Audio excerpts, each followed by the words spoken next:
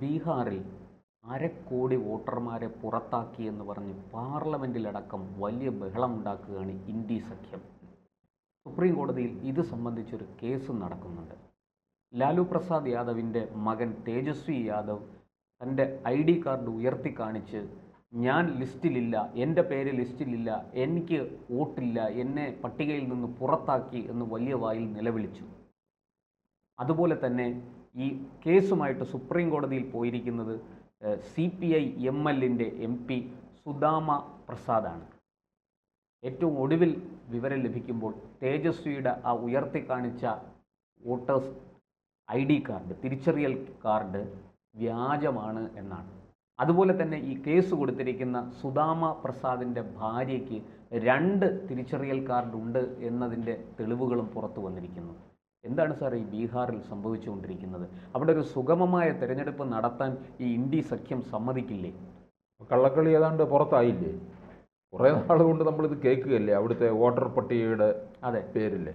മുസ്ലിം ഭൂരിപക്ഷം 10 മണ്ഡലങ്ങളിൽ നിന്ന്, മുസ്ലിം ഭൂരിപക്ഷമുള്ള 10 മണ്ഡലങ്ങളിൽ നിന്ന് നിരവധി വോട്ടർമാരെ പുറത്താക്കിയെന്നാണ് ഈ കോൺഗ്രസിൻ്റെ ജനറൽ സെക്രട്ടറി KC വേണുഗോപാൽ അടക്കമുള്ളവർ ആരോപിക്കുന്നത്. ഈ പൗരത്വ ഭേദഗതി ബില്ല് വന്നപ്പോൾ ഇവർ പറഞ്ഞു നടന്നത് എന്തായിരുന്നു? മുസ്ലിങ്ങളെ മുഴുവൻ നാട് കടത്തുന്നു, കേരളത്തിൽ മുസ്ലിങ്ങൾക്ക് ഇനി എന്ന് പറഞ്ഞ് നമ്മുടെ പിണറായി വിജയനും സംഘവും അല്ലേ. അതെ, ഇതുപോലെ എപ്പോഴും ഒരു സമൂഹത്തിൽ തെറ്റിദ്ധരിക്കപ്പെടുന്ന ഒരു വിഭാഗമാണ്, ഒരു സമുദായമാണ് ഈ മുസ്ലിം സമുദായം. ഇവരെ പറ്റിക്കാനും എളുപ്പമാണോ? അങ്ങനെയാണ് ഇപ്പോൾ വരുന്നത്. അപ്പോൾ അവർക്ക് വോട്ടില്ല എന്നുള്ള പേരിൽ ഇവർ വിലപിക്കുന്നു. അവർക്ക് പ്രശ്നമില്ല, അവരില്ല എന്നുള്ളത് അവർക്ക് അല്ലേ സാർ. അവിടെ ഈ 52 ലക്ഷം പേര്, അരക്കോടി ആൾക്കാരാണ് ലിസ്റ്റിന് പുറത്തു പോയത്.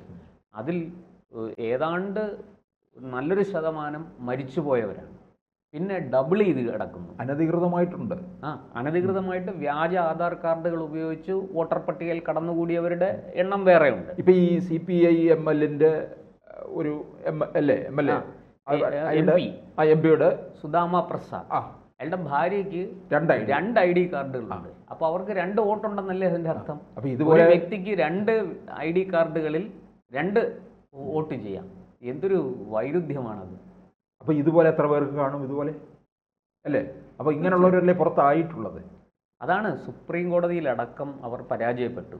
സുപ്രീം കോടതി തെരഞ്ഞെടുപ്പ് കമ്മീഷനെ കേട്ടതിന് ശേഷം മുന്നോട്ട് പോകാൻ പറഞ്ഞു. പരാതി ഉള്ളവർക്ക് പരാതി ബോധിപ്പിക്കാനും അവർ വോട്ടേഴ്സ് ലിസ്റ്റിൽ പട്ടികയിൽ പെട്ടില്ലെങ്കിൽ അവരെ പെടുത്താനുമുള്ള നടപടി സ്വീകരിക്കണം. അതിന് ആധാർ കാർഡ് ഉൾപ്പെടെയുള്ളവ മാനദണ്ഡമായിട്ട് സ്വീകരിക്കണം എന്ന് സുപ്രീം കോടതി പറഞ്ഞു. എന്നിട്ടും ഈ രാഹുൽ ഗാന്ധിയും ഈ പറഞ്ഞ പോലെ ലാലുവിൻ്റെ മകൻ തേജസ്വിയും അതുപോലെ തന്നെ ഇന്ത്യ മുന്നണിയിലെ സഖ്യകക്ഷികളും കൂടെ ചേർന്ന് വലിയ കോലാഹലമാണ് ഉണ്ടാക്കുന്നത്. ഇതെന്താണെന്നറിയാമോ? ഈ വരാൻ പോകുന്ന നിയമസഭാ തെരഞ്ഞെടുപ്പിൽ അവർക്കൊരു അങ്കലാപ്പ് ഉണ്ട്. മറ്റുള്ളിടങ്ങളിലൊക്കെ നമ്മൾ കണ്ടതെന്താണ്? ഈ വോട്ടിംഗ് മെഷീനിലെ ക്രമക്കേടെന്നും പറഞ്ഞ് അവർ കിടന്ന് വലിയ ബഹളം നടത്തുകയും ചെയ്യും. അങ്ങനെ എല്ലായിടങ്ങളിലും അവരെ തോൽക്കുമ്പോൾ, ഇന്ത്യ സഖ്യം തോൽക്കുമ്പോൾ വോട്ടിംഗ് മെഷീനിൽ ക്രമക്കേട്, വോട്ടിംഗ് മെഷീൻ ചതിച്ചു. അതേസമയം അവർ ജയിക്കുമ്പോൾ സ്നേഹത്തിൻ്റെ കട തുറക്കുകയും ചെയ്യും. അതെ. ഇനിയിപ്പോൾ നോക്കിയിട്ട് ഇതേ വേറൊരു സംഭവം ഇനിയിപ്പോൾ ബംഗാളിൽ, കർണാടകയിൽ കംപ്ലൈൻ്റ് ഇല്ല, തെലങ്കാനയിൽ കംപ്ലൈൻ്റ് ഇല്ല, ഹിമാചലിൽ കംപ്ലൈൻ്റ് ഇല്ല. അതെ, ഇങ്ങനെയൊക്കെയാണ്. അതേസമയം ഹരിയാന, മഹാരാഷ്ട്ര, മധ്യപ്രദേശ്, രാജസ്ഥാൻ BJP തുടങ്ങി BJP ഭരിക്കുന്ന സകല സംസ്ഥാനങ്ങളിലും ഈ വോട്ടിംഗ് മെഷീൻ വലിയ പഴിയാണ് കേട്ടുകൊണ്ടിരിക്കുന്നത്. ഇനിയിപ്പോൾ നോക്കിയാൽ ബംഗാളിൽ നിയമസഭാ തെരഞ്ഞെടുപ്പ് വരുമ്പോൾ, ബംഗാളിൽ നമ്മളോടൊപ്പം അവിടെയും തെരഞ്ഞെടുപ്പായി. അതെ, കേരളത്തോടൊപ്പമാണ്. അവിടെ കുറേ അനധികൃത വോട്ടർമാർ കയറിക്കൂടും അല്ലെ? ബംഗാളിലും അത് വലിയ വിഷയമാണ്. ഒരു മണ്ഡലത്തിൽ 5000 വോട്ട് അങ്ങനെ അനധികൃതമായിട്ട് കടന്നുകൂടിയാൽ അത് തന്നെ. ഇവിടെ ഇപ്പോൾ നമ്മൾ മനസ്സിലാക്കുന്നത് ശരിയാണെങ്കിൽ കേരളത്തിൽ തന്നെ ഏതാണ്ട് 2.5 ലക്ഷം ബംഗ്ലാദേശികൾ ഉണ്ടെന്നൊക്കെ അനൗദ്യോഗികമായ കണക്ക് കേരളത്തിൽ എത്രയെന്ന് നമുക്കറിയില്ല. പോലീസ് ഇതിനെ സംബന്ധിച്ച് വിവരങ്ങളൊന്നും പുറത്തു വിടുന്നില്ല. പക്ഷെ ബംഗ്ലാദേശികളെ കേരളത്തിൽ നിന്ന് പിടികൂടുന്നുണ്ട് എന്നുള്ളത് സത്യമാണ്. ഇത് ഇനിയിപ്പോൾ അവിടെ മറ്റേ തൃണമൂൽ കോൺഗ്രസിന് പിടിച്ചു നിൽക്കണമല്ലോ.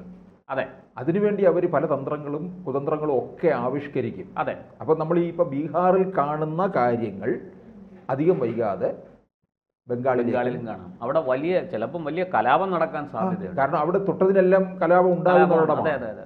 മാത്രമല്ല അത് സർക്കാർ സ്പോൺസേഡ് കലാപമാണ്. സ്റ്റേറ്റ് ഗവൺമെന്റ് തന്നെ വേണമെങ്കിൽ കലാപത്തിനുള്ള സാഹചര്യങ്ങൾ ഒരുക്കി കൊടുക്കുന്ന ഒരവസ്ഥയിലാണ്. മമതയുടെ പ്രസംഗങ്ങളൊക്കെ കേട്ടാൽ നമ്മൾ ഞെട്ടിപ്പോകും. അതെ, തൃണമൂലിന്റെ വാഴ്ചയാണ് ഇപ്പോൾ അവിടെ. അതെ, പിന്നെ എതിരിടാനായിട്ട് അവിടെ CPM ഒന്നും ഇല്ല അവിടെ. പിന്നെ BJP ആണ്. CPM-ന്റെ പാർട്ടി ഓഫീസുകൾ അടക്കം BJP-യുടേതായി മാറിയിട്ടുണ്ട്. പേരിന് കുറച്ച് നേതാക്കൾ പോളിറ്റ് ബ്യൂറോയിലും കേന്ദ്ര കമ്മിറ്റിയിലും ഉള്ള കുറച്ച് നേതാക്കൾ അവിടെ ബാക്കി അവശേഷിക്കും, ഉന്നത നേതാക്കൾ. അതെ, അവർക്ക് പിന്നെ നാണക്കേട് കൊണ്ട് പാർട്ടി മാറാൻ പറ്റത്തില്ല. അണികളൊക്കെ അടി കൊണ്ടപ്പം തൃണമൂലിന്റെ അടി സഹിക്കുക വയ്യാതായപ്പോൾ BJP കയറിയപ്പോൾ ശല്യമല്ല. അടിച്ച BJP തിരിച്ചടിക്കും. അവിടെ BJP-ക്കാർ മോശമൊന്നുമല്ല, അടിച്ചാൽ അവർ തിരിച്ചടിക്കാൻ തയ്യാറാണ്. അതുകൊണ്ട് അത്യാവശ്യം പിടിച്ചു നിൽക്കുന്നു അവിടെ. ഇല്ലായിരുന്നെങ്കിൽ അണികൾ കേരളത്തിൽ വന്ന് പൊറോട്ട അടിക്കുന്ന അവസ്ഥയാണ്. അല്ല, അവർക്കിപ്പം തൃണമൂല് BJP-യെ ഭയന്നല്ല അവിടെ നിൽക്കുന്നത് തന്നെ. അല്ല, തൃണമൂലിന് അങ്ങനെ ഭയമൊന്നുമില്ല. അവർക്ക് വളരെ കൃത്യമായിട്ട് കളിക്കാൻ അറിയാം. പക്ഷെ അത് എത്ര നാള് മുന്നോട്ട് പോകും എന്നുള്ളതാണ്. ഈ ബീഹാറിലെ പോലെ തന്നെ വോട്ടർ പട്ടികയിൽ വലിയ ക്രമക്കേട് നടത്തിയിട്ടാണ് അവിടെ കാര്യങ്ങൾ മുന്നോട്ട് കൊണ്ടുപോകുന്നത്. നമുക്കറിയാം ഈ ഡീലിമിറ്റേഷൻ അടക്കമുള്ള വിഷയങ്ങളിൽ എങ്ങനെയാണ് ഒരു മണ്ഡലത്തിൽ ജയിക്കാൻ കഴിയുക, എങ്ങനെ ഒരു മണ്ഡലത്തിൽ പരാജയം ഒഴിവാക്കാൻ സാധിക്കും, ഇതൊക്കെ ഇവർ നന്നായിട്ട് പഠിച്ചു വെച്ചിട്ടുണ്ട്. അല്ല, ബീഹാറിൽ നമുക്ക് ഇനിയിപ്പോൾ കാണാൻ കഴിഞ്ഞ ഇന്ത്യ സഖ്യമൊക്കെ ഒളിഞ്ഞു പോകുന്ന ഇന്ത്യ സഖ്യം അല്ലെങ്കിൽ സാറേ ഈ ഇന്ത്യ സഖ്യം ഞാനൊരു കാര്യം ചോദിക്കട്ടെ സാറേ, ബംഗാളിൽ ഇന്ത്യ സഖ്യം ഉണ്ടോ? ഇല്ല. കാരണം എന്താണെന്ന് വെച്ചാൽ തൃണമൂലുണ്ട് അവിടെ, BJP-യും തൃണമൂലുമാണ് നേരിട്ട് മത്സരിക്കുന്നത്. പിന്നെ അവിടെ ഈ പറയുന്ന പോലെ കോൺഗ്രസ് ഉണ്ട്.